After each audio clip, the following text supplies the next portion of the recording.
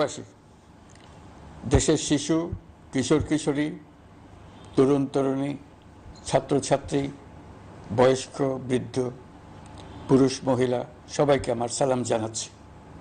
আসসালামু আলাইকুম।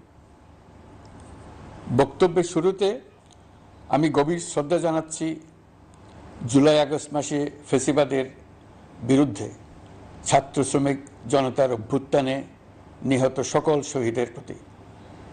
আমি আরও স্মরণ করছি তাদের যারা ফ্যাসিবাদী শক্তির প্রাণঘাতী অস্ত্রের সামনে হিমালয়ের মতো দাঁড়িয়ে অন্যায়ের প্রতিবাদ করে মৃত্যুকে আলিঙ্গন করেছে, আহত হয়েছে, পঙ্গুত্ব বরণ করেছে, হারিয়েছে তাদের চোখের দৃষ্টি।